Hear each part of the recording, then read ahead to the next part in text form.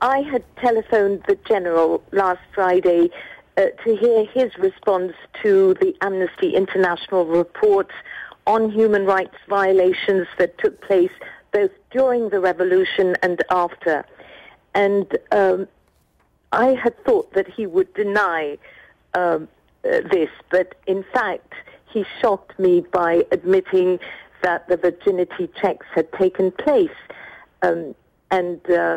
His explanation was that these girls had camped out there in Tahrir with the male protesters in tents, that they had found Molotov cocktails and drugs in those tents, and these checks were carried out, he said, because the military authority didn't want to be accused of sexually assaulting the girls.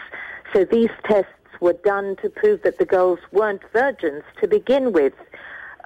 That was his explanation. And yes, he said that, of course it was very humiliating, but perhaps the army wanted to send a message for others who might consider defying the army. Now, talk about these tests in and of themselves, apart from being completely and totally degrading and intimidating to women. And once these tests are carried out, women could actually be charged with prostitution.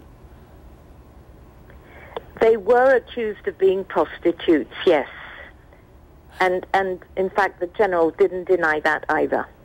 Because he said the fact that they had camped out there in tents with other male protesters, he said these weren't decent girls like your daughter or my daughter. Those were his exact words. Wow. So given what the General has told you, it would seem unlikely that there will be any kind of investigation, that anyone will be held to account for this, that there will be any kind of retribution for these tests being carried out. I doubt very much, John. And the General you spoke to seemed to be very dismissive of the women involved in all of this. Well, not dismissive, but he thought that they got what they deserved. That's the feeling I got from his explanation.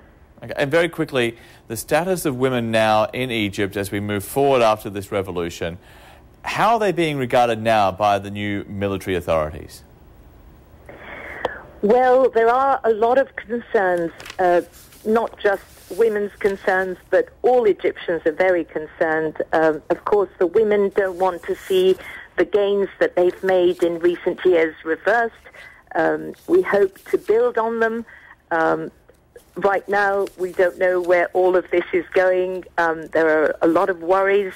But as I said, not just women, everybody, police being knocked back in full force. There's a security lapse. We had the sectarian clashes after churches were torched in Mbaba. And, there are, very slow pace of reforms, and people want to see the corrupt members of the ousted regime brought to justice. People are calling for the constitution to be drafted before legislative elections in September. We want to see Mubarak loyalists out of state institutions. They still hold top positions. So there are a lot of demands, a lot of worries, and the Liberals have called for another major protest this weekend to continue to push for their demands. Unfinished business there still in Egypt. Shahira Amin on the line for us there from Cairo. We appreciate that. Thank you.